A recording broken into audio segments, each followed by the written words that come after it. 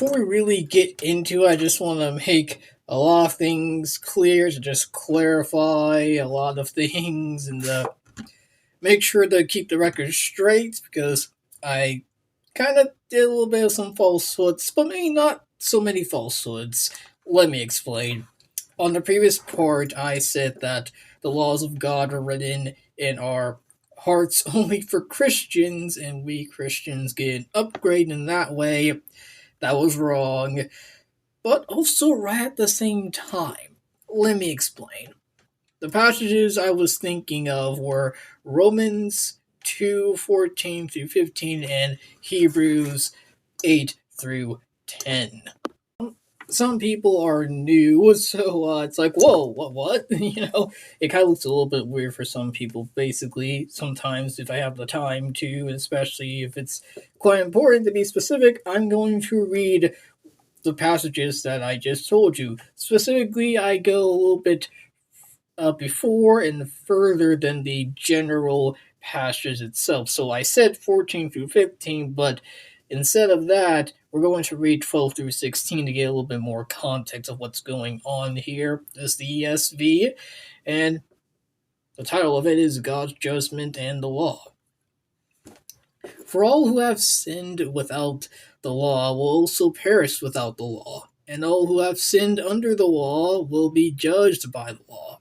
For it's not the hearers of the law who are righteous before God, but the doers of the law who will be justified. For when Gentiles don't have the law by nature, do what the law requires, they are a law to themselves, even though they do not have the law. They show that the work of the law is written in their hearts, while their conscience also bears witness, and their conflicting thoughts accuse or even excuse them. On that day, when, according to my gospel, God judges the secrets of men by Christ Jesus. This is saying what I kind of said on the previous part, meaning that God is ultimately the source of morality, so when people do good and they're ultimately following the law that's written in their hearts, that ultimately God is the source of, but I kind of got it a little bit wrong of how I said it, but it was still somewhat right. This one's gonna be a long one, folks, so get your popcorn and all that jazz. And again, since people are new, the yellow highlighter there is basically of another verse that I'm not really talking about or reading about, really. But if you want to, you can read it. I'm not hiding anything or being mischievous or a typical apologist, as some atheists would say, which is just like, nah. And same thing for Christians who do typical atheists, that's also wrong as well. So can we just stop doing that, please, in Jesus Christ's name? Amen. For if that first covenant had been faultless, there would have been no occasion to look for a second. For he finds fault with them when he says, Behold, the days are coming, declares the Lord, when I will establish a new covenant with the house of Israel and with the house of Judah, not like the covenant that I made with their fathers. On the day when I took them by the hand to bring them out of the land of Egypt. For they did not continue in my covenant, and so I showed no concern for them, declares the Lord. For this is the covenant that I will make with the house of Israel. After those days, declares the Lord, I will put my laws into their minds and write them on their hearts. And I will be their God, and they shall be my people. And they shall not teach each one his neighbor, and each one his neighbor, saying, Know the Lord, for they shall all know me, from the last of them to the greatest. For I will be merciful toward their iniquities, and I will remember their sins no more. In speaking of a new covenant, he makes the first one obsolete. And what is becoming obsolete and growing old is ready to vanish away. Again, this is saying what I kind of said on the previous part, meaning that we Christians, along with the law written in our hearts, have the upgrade as well as new covenant believers, with also having the conviction of the Holy Spirit. So again, I was kind of right, but again, how I said it was still wrong. I was kind of still right. To put it simply, I was wrong in specifics, but I was kind of right in what I was trying to say to an extent. And when I said that answers in Genesis said that if you don't believe in what they believe, then you're not saved, was wrong. But you guessed it, was also kind of right, and I'm going to explain what that means. Again, the whole context is that they don't specifically state if you think that evolution is correct, or if you disagree with their beliefs, or even reject biblical inerrancy, then you're not saved. But it could lead to an undermining of your faith, and possibly leaving you out of it. Possibly. But based on their fruits, based on people reacting to their content, it still seems like their stance is if you don't believe how they believe, you're not saved, or at least if you don't believe in biblical inerrancy, then you're not saved. A good example of this is a video titled "This Creationist Team Up is Wild." Hammy New Year featuring CNN Q 2024. Hammy New Year 2024 featuring CNN Q. That was from Pelagia. It was a long time ago, since it was basically their sort of New Year's episode reaction to Kent Ham's kind of New Year episode, I think. Again, the title is Creationist Team Up is Wild.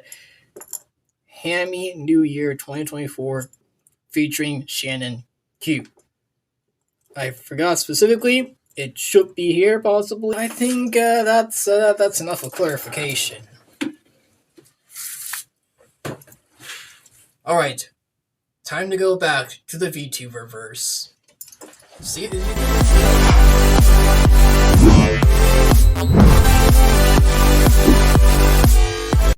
If you need more context, please look at the previous part.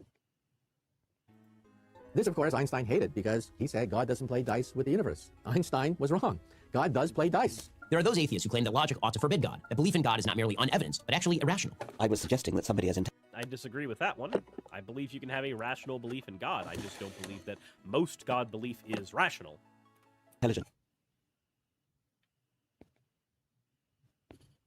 intelligent as Jesus would have been an atheist if he had known what we know today. In the words of Adam Gopnik, writing for The New Yorker, those who are atheists have, quote, a monopoly on legitimate forms of knowledge about the natural world. But that isn't true. As it turns out, there are a bevy of logically consistent arguments offered on behalf of God. Take, for example, the first cause proof advanced by Aristotle as refined by Thomas Aquinas. Edward Feser lays out the argument in his book, 5 Proofs of the Existence of God. The argument... Oh, dear God. Aquinas' 5 ways? Let's listen to the first cause thing, because it's just going to be like there needed to be a starting point for everything, and that starting point was God, right? That's going to be it. If I'm correct, it's basically going to be that, and in the Christian, I guess, and the problem with that is that first you need to actually prove that there's a cause, one. And proof via a fact, via the natural order of things, via scientifically, because that's the best tool that we have for the natural world. You have to prove first there's a cause, then that cause was a god.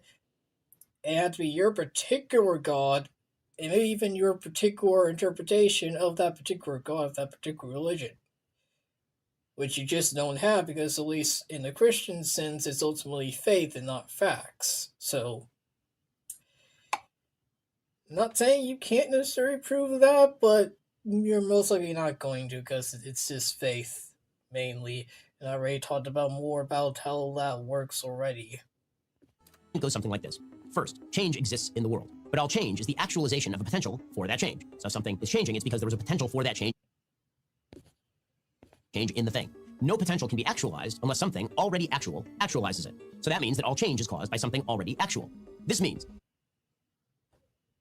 I don't know why it keeps doing that, folks. Bear with it. Either there is an infinite regress of actualizers, or there is a purely actual actualizer. This is sort of like the old joke about the philosopher and the turtle. The philosopher is asked, what supports the earth? And he says, a turtle. And somebody says, well, what supports the turtle? And he says, another turtle. So what about that one? He says, it's turtles all the way down. The infinite regress argument is just not convincing. There has to be something underlying the final turtle. Wait. The infinite regress argument is just not convincing? The only thing not convincing about infinite regress is that we as people cannot conceptualize it. But here's the thing. Fun fact. Anybody that tries to argue that an infinite regress doesn't make any sense, but they are arguing on behalf of a Abrahamic God, they're saying that an infinite regress makes no sense, but infinite progress does. The clock is allowed to continue ticking forward forever, but the clock was never allowed to tick from antiquity on to now ad infinitum. This only makes sense if you are limiting your idea of what the universe can be to what you've already been able to demonstrate in the now. We can demonstrate that for a clock to start ticking, we need to actually start it up. We need to wind it up. We need to put batteries in it. We need to actualize it. But here's the thing. Your inability to comprehend an infinite regress is not a good argument against an infinite regress. Elsewise, an atheist's inability to comprehend your God would be an equally good argument against your God. The logic must be consistent both ways, on either end of the time spectrum. If you're to argue that an infinite deity can exist going forward, then you need to be willing to accept that I can argue that infinite time can be a thing going backwards. And the main issue with that is that, and this will get, I think, quite philosophy bro a little bit, so bear with it. I think the reason why we can conceive an infinite progress, a forever forward, is because of this, I guess, in a sense, a basic but still somewhat complicated concept. We'll never actually have the future. We will never have the future because the future will turn into the present. We always have the present because the present is now, and the past has already been left behind us. So, the reason why we can accept an infinite progress is because tomorrow will never come. The present will always just have the present. The present we can keep. The past we can't keep, and the future will in some way never get to. And regarding the past, since it's already been behind us, it might have, depending on the situation, have been a beginning. It cannot be an infinite regress or an infinite before because it is past us now. You can only go forward to the future, which will never come, which is why we can believe in an infinite progress, because it'll never come. Because when tomorrow comes, it just becomes the present, and the past is behind us. But Suris is correct to an extent. You can't just say infinite regress doesn't make sense because we can't comprehend it, therefore it's not true. You can simply say, since it's behind us, and most of the time in the past, depending on the situation, was of the beginning of something. Sunday was the beginning of the first week. It's behind us now. Okay? Tomorrow will be Tuesday, and the now is Monday, as an example. We don't have an infinite Sunday. We won't necessarily have an infinite Tuesday, because that will become the present. I hope you're getting all this, folks. Point is, I guess, to put it bluntly, the reason why we can do infinite progress is because that makes more sense. Because it's the future, and that's kind of forever in a sense. Whereas the past has been left behind. It can't be infinite because it's been left behind. But a bad argument from Ben Shapiro is since we can't comprehend that, therefore there's no infinite regress. No.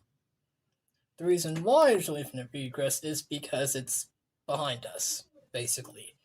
Unless if you're a Mormon, then yes, you do believe in an infinite regress, actually. Yeah, argument from incredulity is a fallacy. It does nothing. There has to be one prime cause. That cause can't have any potential. Because if it had potential, something else could activate it into changing. So there's one unchanging cause that is purely actual. That is the thing that we call God, and it actualizes all of the other changes. Okay, so here's the thing. This doesn't have to be God. This could be anything. If you hold to this argument, if you're willing to die on the hill of the self-actualizing actualizer, it doesn't have to be a sentient being. It doesn't have to be a person. True. It just has to be a beginning.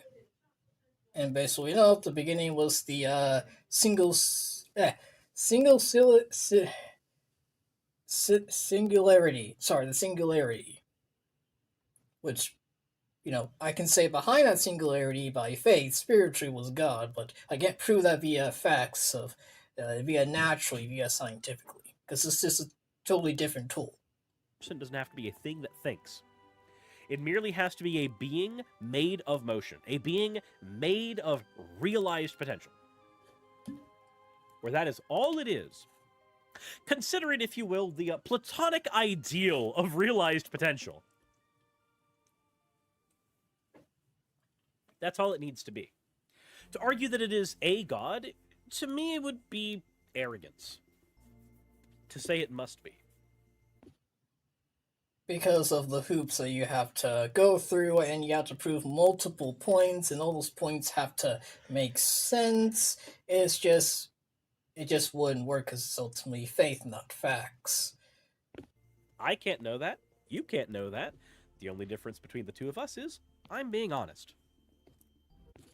And I would say I'm still being honest as a Christian because it's not only by faith I believe God was essentially the creator, in a sense, but also based on my personal experiences that I think I can only accept that it was God that did those personal experiences and a lot of other things. But in some cases, I still would say I don't know, or X, Y, and Z, because we do look through the mirror dimly, but one day we'll figure it out later on when we meet Jesus Christ face to face after we die. Paraphrasing it. I guess I am being honest in that sense. So I think you can be honest of saying that there is a God. Just know. I guess it's this way that how to use the right tools ultimately. There are several logically coherent arguments for God. That does not mean the arguments are dispositive, but the notion that it is illogical to believe in God is untrue. Religion has I have to agree with Ben on that one, but continue. actually convinced people that there's an invisible man living in the sky. George Carlin. Now, atheists frequently suggest that science has killed God. But as we've seen, science itself requires certain presuppositions outside of science. It presupposes naturalism. That's true, actually. As mathematician Kurt Gödel stated, any internally consistent system of mathematical axioms cannot be completely comprehensive. There must be assumptions made outside the system. Yeah, again, this is called an axiom. This is just called an axiom. This is a presupposition about things. I can presuppose that human life has worth, and then I can base my moral values on that. That's a completely coherent thing.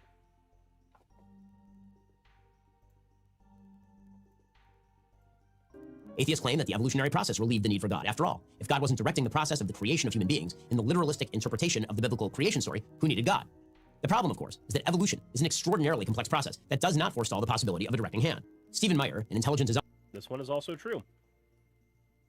If I lived in a world where everybody was Christian, but they were progressive, not anti-LGBTQ, not authoritarian, not racist, believed in science, all they believed, as far as deities were concerned, was that a god existed, and it was probably Jehovah, and not necessarily the Jehovah written in the Bible, but just a variant of that, an all-loving, all-knowing deity, and that was where it ended. I'd be okay. I wouldn't care. I would have never made a channel. The problem is that there are more arguments added on top of that. And I would say I am working on it to just make it basically, maybe not all loving, because God is not necessarily all loving. I already talked about that. There, um, yeah, I'm trying to work on that to an extent to let like Ismaili philosophy would say, kind of every generation Christians kind of shake up itself, the church, the body of Christ itself, to come back or go back to the core beliefs and doctrines of the gospel of Jesus Christ and of Christianity as a whole. And like the evangelical would say, negotiating the scriptures, like, or renegotiating the scriptures from generation to generation. So we are trying to do that. It's just gonna take some time, Suris, and I think in some cases atheists and Christians can unite on some things, especially now politically, depending on the situation. Design advocate points out that the transmission of information via cellular processes looks an awful lot like an intelligent creator transmitting information. This hole looks an awful lot like it was made for me, the puddle. That's all I heard there. Our experience of the world shows that what we recognize as From what I remember, the argument of the puddle is basically the puddle, uh, the water. I might be getting this wrong, so in the comments, please, if I get it wrong, basically the water believes that the puddle was made for it, just for it, but like it wasn't necessarily like for the. I forgot the whole thing. Honestly, I forgot. information invariably reflects the prior activity of conscious and intelligent persons. What then should we make of the presence of information in living organisms? Living organisms have brains. The biggest scientific problem for atheists lies in the nature of the universe itself. The Big Bang is the theory that holds that the universe began with the explosion outward of a high-density pinpoint of matter, which sounds an awful lot like the creation story at the beginning of the Bible. No, it doesn't. The creation story in the Bible, at least in the I guess more Christian perspective, most like a Jewish perspective as well, is that in the beginning there was nothing, kind of, and water represented chaos. That's why the Spirit of the Lord was hovering over the waters as the one who brought order to the chaos of nothingness in the beginning when there was nothing, instead besides darkness and chaos. That's why darkness was over the face of the deep. And when God said, "Let there be light," then there was light. There was order then. And he saw the light and it was good. Because it's good because God said it, and God said it because it is good, because God is good. It's both. There's between that and the big expansion. No, it doesn't. The creation story at the beginning of the Bible is that matter was created. The Big Bang is that the matter was always there. It just changed its shape. God is not described as somebody shaping the worlds into what they are. He is described as someone creating ad nihilo. If I'm correct, the Hebrew says like to fashion. So in a sense, like God might have fashioned or shaped, not necessarily created, but it might be a mixture of both. But the general mainstream, which depending on what mainstream of what it is, could be good or bad, of Christianity, we do believe that God created, not just shaped or fashioned, but even to be more accurate, it could have been a mixture of both. Because the earth was there, just without form and void, but also it had the deep, darkness over the face of the deep, of water. So water was with God. It's that's very theological and it's philosophical. That I think basically in the beginning there was chaos, but then God showed up and created order from the chaos. Kind of. Am I getting that wrong? The point is, it's not the big expansion. I mean, in the story of the creation story, there's a lot more. They're just there's differences, but It only resembles it insofar as any prophecy would resemble events after you've had to twist and contort it to the point where it resembles things that have actually happened. But Also, can I just say, the Big Bang, the T equals 0 event, being the beginning of our universe, is not necessarily the beginning of the cosmos. How does an entire universe full of energy simply appear out of nothing? The original skepticism of the Big Bang Theory was driven in large measure by objections to that similarity. The very specific conditions under which our universe was created that allowed for the development of intelligent human life are often used by believers as proof of God's hand. The so-called fine-tuning of the universe for life is... Fine-tuning is not a good argument, but let's see here. Atheists have no meaning. Check. Belief in evolution causes evil. Nope. Ad hominem. Bible says so. Haven't gotten there. Atheism caused the Holocaust. Haven't done that. Morality implies a moral lawgiver. We got that one. Circular reasoning. Haven't gotten there yet. Atheism is religion. Haven't gotten that one. Atheist angry at God. That was kind of given in the beginning. He said, like, you're valid in being angry at God, which is more than Ben Shapiro normally would. Argues against a straw man. We've had a couple of these. God of the Gaps argument. Not really. Non sequitur claim does not follow argument. I think we've gotten a couple of those, but I'm not 100% certain. Microevolution is different than macroevolution. We haven't gotten that one. Atheists are immoral. Nope. I read a book. Nope. You forgot the question Rabbi was answering. Nope. Answers a different question. Nope. You can't prove God doesn't exist. Kinda, sorta. Pascal's wager implies Christianity. We haven't gotten that one. What would Jesus have said? Haven't gotten that one. It's true because... We have got Jesus Christ would be an atheist, apparently, from Richard Dawkins, of all people. It would be bad if it weren't. Nope. That's an argument from consequentialism. Nature has a purpose, therefore God. Kind of, sort of, we had that. False dichotomy. I don't think we've had that. Anyways. Thank you for kind of spoiling a little bit of the video, the previous one, but we did talk a lot more about brains. I'm just gonna say that watch the previous one. It was kind of fun. It was kind of fun. Let's go back to Shabibi. I hate this window of Windows. extraordinary. If, for example, the strength of the Big Bang had differed by 1 part in 10 to the 60th power, the universe just would not exist the way that it does right now. If the deistic God thought all that through. So I love this point.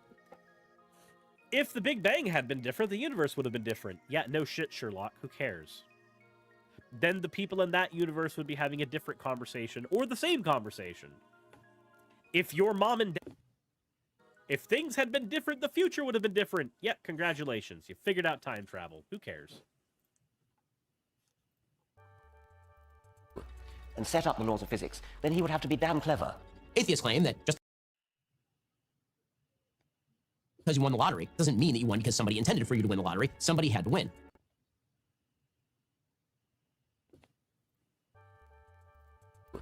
And set up the laws of physics, then he would have to be damn clever. Atheists claim that just because you won the lottery doesn't mean that you won because somebody intended for you to win the lottery. Somebody had to win. But that doesn't answer the question. If you kept winning the lottery over and over and over and over again, billions of times, at some point, you might suppose that somebody was cheating.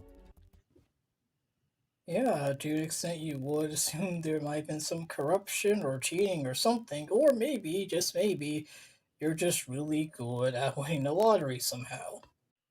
There's still 2 possibilities here, Ben. Not necessarily. So here's the thing. Did we really win the lottery merely by being able to be alive? I don't think so. It's not really enough to just say, hey, you won the lottery 1 billion times, when you look at the world and go, well, hold on a second, then why am I suffering from sickness and disease right now? Why do I have to live in a world that has that? That doesn't make any sense to me. Did I really win the lottery 1 billion times? Like, have you gotten the money to win the lottery 1 billion times? Because if so, you should, if you're a good person, you should use some, if not most of that money, for good things. Not just for yourself or your family or friends, but for just all people, especially the poor and needy. So either A, you're not using your money, or B, you never got the money. it happens to be that when you say, I won the lottery billions of times, but if you look at all of biology, somebody was going to win that lottery potentially, or they may not have. In either case, who cares? It doesn't mean anything to make an argument that it was unlikely that you would come about. You can raise that unlikeliness number ad infinitum, and it doesn't get us anywhere. Then there's the question of human consciousness. Are we conscious? Right now, nobody knows the answers. Scientists have presented many theories about it, but none Why are we conscious? Because it is better for our survival to be. It was better survival to be able to have consciousness, to be form societies. That is how consciousness works. Brains emerge consciousness of varying forms of sentience or sapience. This is very boring, but this is basically how brain meat function. has been sufficient to explain how consciousness arises out of the physical processes of the brain. Physicist Roger Penrose explains, quote, "We need a major revolution in our understanding of the physical world in order to accommodate consciousness." Even Richard Dawkins admits that the development of consciousness is, quote, "to me, the most profound mystery facing modern biology." Okay. So they're being honest. The difference between someone like Dawkins, who I'm not a big fan of, and you, who I'm not a big fan of, is he's being honest. He's saying, we don't know yet. We're working on it. And you're saying, I figured it out. It had to be God. Specifically, it had to be my particular brand and candy flavor of God. Atheists often object to God on the grounds that if God is all good, bad things should not happen to good people. Why should I respect a capricious, mean-minded, stupid God who creates a world which is so full of injustice and pain? They treat this argument as somehow dispositive. But of course, the question of theodicy has been treated by a variety of major religious thinkers over the course of millennia. Suffice it to say that the question of God's motivation is certainly not strong enough to dismiss God himself, any more than a child can pretend its parents don't exist, because sometimes its parents don't stop bad things from happening. So, the argument then is not against a God. The argument is against an all-good God. The argument is, if your God is all good, and we have a universe that necessitates evil happen, your God can't be all good. You're not disproving the idea of God. You're disproving the idea of an all-good God. That's it. That's where it begins. That's where it ends. If we're just talking about an all-good God without the all-powerful part, if God's an all-powerful but all-good, he wasn't strong enough to undo or not have the evil come about, but he is all-loving, so that wouldn't really disprove an all-loving God if we're doing this correctly. If we are minusing the all-powerful part. If one person says, my dad looks like this, and you go, okay, where is your dad that looks like this? Eventually, we would start asking the question, well, hold on, is this dad even real? If I tell you that a thing exists, and I can't demonstrate the thing, and there's logical evidence that the thing does not exist in the way that I said it did, you might not be able to say that, say, I don't have a dad, but you might be able to say that the dad as I describe him does not exist.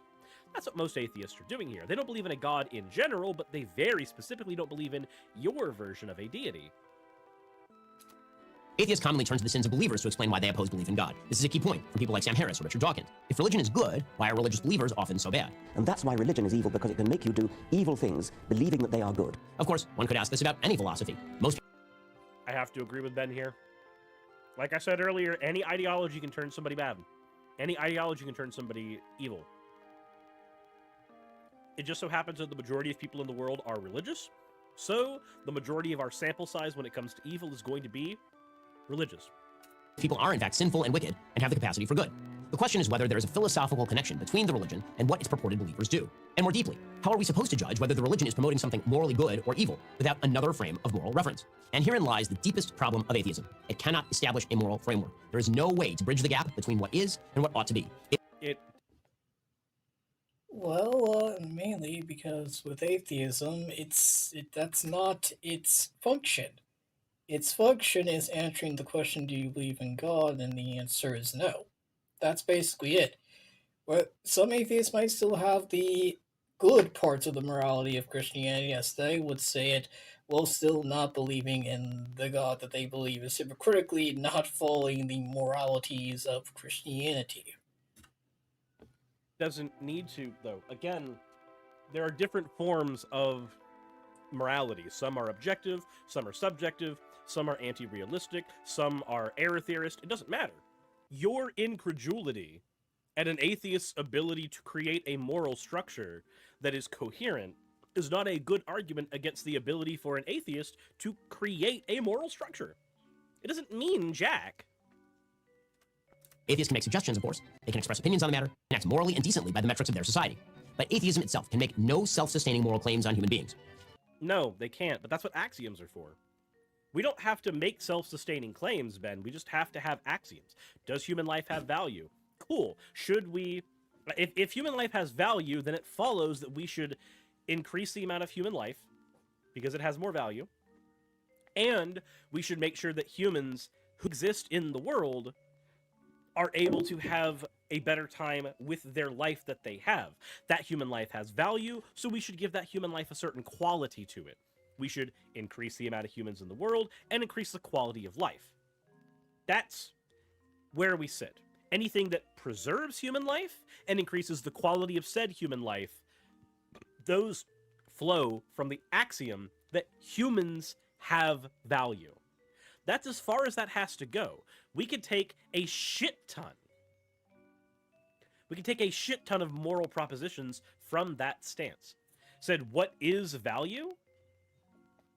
It doesn't matter. Value is a measurement of worth. It can be value to another person. It can be anything. That human life can have different value to different people. It can have different value within different systems. That's not the conversation. The conversation is, does it have value at all, of any kind, by any opinion? If so, then everything else follows. We can disagree on the particular value of it, be it monetarily, be it circumstantially, be it legally. We can do all of that. But as long as we agree that it has value, we can have conversations from that point on. The specifics on the amount, I believe, are largely unquantifiable. But that's also not a problem for me. I just care that human life has value. Someone else's human life may have less value to me than their mother or their sister. None of that matters. All that matters is that we can agree at a baseline that a value can be construed from that life existing. God is not an unnecessary hypothesis, and the replacement of God in the human heart with gods of other sorts, from the state to the search for subjective authenticity, ends in the worst predations imaginable. We can kind of agree with that, kind of, sort of. When people replace God with other things that serve a similar purpose, then we run into the same issues. This is the problem we have when we remove somebody from religion, but we don't do anything to fix their ideology, right? So, let's say, and this is one of the reasons I disagree with Vosh on his stance on anti-theism. You can't just remove the religion from a bunch of people and suddenly everything gets better. It doesn't. It doesn't magically get better when you just remove the religion. Because all of the same base assumptions, all the same base functions where people are concerned are the same. Everything is identical still. If you take somebody who is a racist, and they're a racist because they believe that their Bible condones racism, let's say that they believe in, specifically what the Mormons used to believe in, where it's okay to be racist because the mark of Cain was given to black people. That was the argument that was given ages ago. That's why they weren't accepted into the church for the longest time. And then even when they were accepted into the church, they weren't allowed to be in any form of leadership. If you take that person and just strip Mormonism from them, all of the habits, like all the racist habits they had, they're still there. They might not have a good reason to substantiate why they're a racist, but guess what? Most racists don't have a reason to substantiate their racism. It just is a thing that needs to be handled separately. That's why I found that it's more important to talk about the individual moral quandaries with people than their religion. There are assholes like Atheism is Unstoppable, who have proven, beyond a shadow of a doubt, you can be an atheist and an absolute fustercluck of a terrible human being.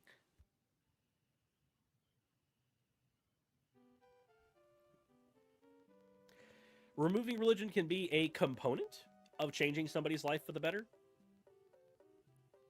but I don't think it's the be-all, end-all. I don't. And I've seen plenty of people who have been religious and have been good because of their religiosity, then I wouldn't say that that's necessarily the goal. The goal is to work with the ideology, change the ideology itself.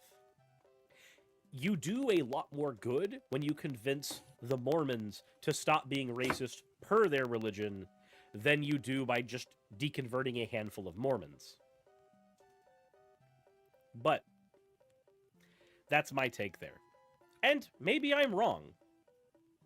I would say that there's probably more to that conversation that I'm not thinking of.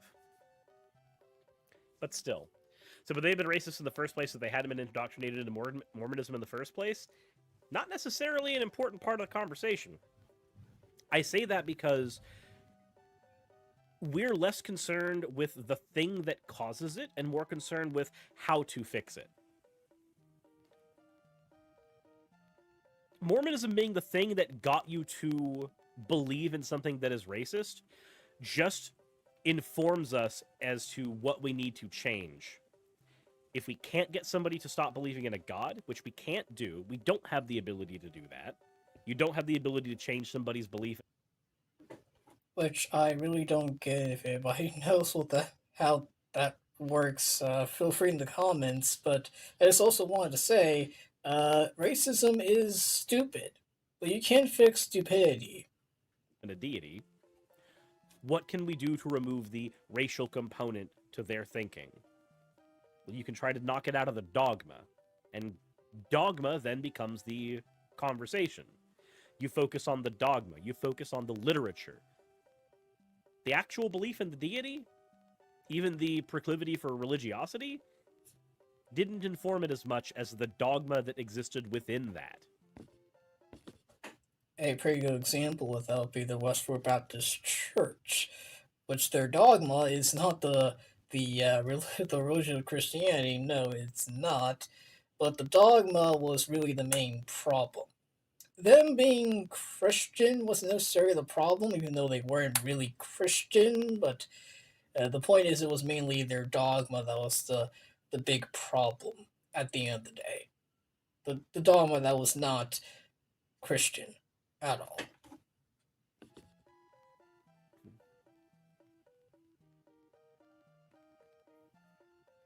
Like, we can't get, I'm gonna go to bed. See you, Pandora School. Like, we can't create a world where religiosity doesn't exist anymore. I don't think that's possible. So it's better for us to focus on ways to improve the world we have through plurality. I don't care if everybody around me magically stops being religious. That's not going to fundamentally change the world in the ways I need. It's going to change the different books that people hide behind for their anti-LGBTQ beliefs or their racism, but it's not going to change them from being anti-LGBTQ or racist. It's just going to change the tactic that we have to use going forward. And maybe there's an argument to be made for it being easier or harder with or without that component.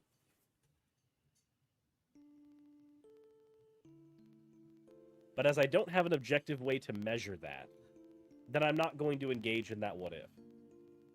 Let me know what you guys think in the comments section below. I'm sure there Yes, let me know in the comments. are people with more anti-theist proclivities in my audience that would disagree with me, and I'm sure there's people who are much more religious than others that I know who would disagree with me for other reasons. And maybe there's some people who will go, no, this makes sense. Either way, I'd like to know your thoughts in the comment section below. I'm not here to be your soundboard. I'm not here to be your echo chamber. I'm not here for you to agree with. I'm here to present my opinion, whatever that may be.